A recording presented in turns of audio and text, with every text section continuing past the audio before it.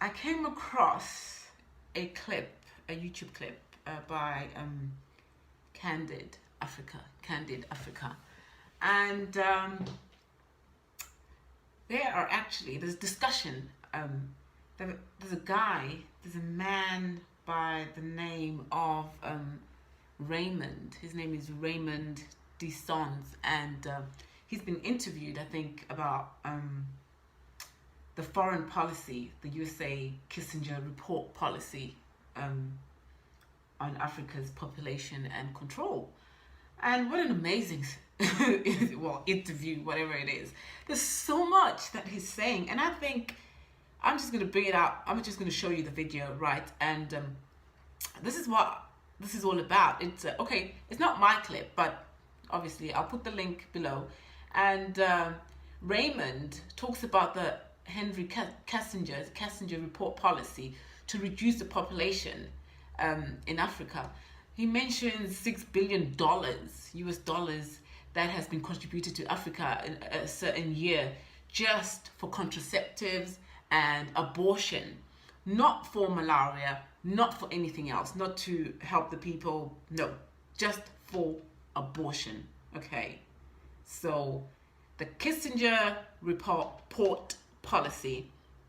He also mentions that China is also doing the same thing now. Basically, half of Mozambique belongs to China. They are actually buying the land and property. So China is taking over Africa. If they own half of Mozambique and South Africa as well, they're doing that in South Africa as well. And so listen to what he has to say, and tell me what you think about this day. It remains the official policy of the American government. It has not changed. It may not be implemented by Trump, but it remains the same. That the purpose of the foreign policy in Africa was to reduce the population. So to give aid to countries in Africa, not clean water and schooling and things like that, but contraception and abortion, in order to shrink the population of Africa, because they have great mineral resources there. That sounds diabolical. Yes. That sounds like something conceived in the mind of Margaret Sanger. Yeah, definitely. And so at the time, Kissinger and those involved with the Carter administration wanted to shrink the population, make sure that the Africans do not develop and do not use the resources for themselves, because we in the States, we need them. There is a concerted effort of foreign powers to control the population of Africa. Africa is a huge continent, could feed thousands more people, but the policies of the West, especially in Europe. For example, between 1990 and the year 2000, the United States, Canada, and Europe contributed about $6 billion in contraceptives, not to help the people, not to give clean water, clean food.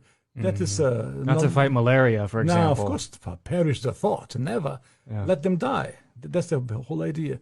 So in our work in HLI, we denounced this reality to make the Africans aware that they have to defend themselves against the influence of foreign powers.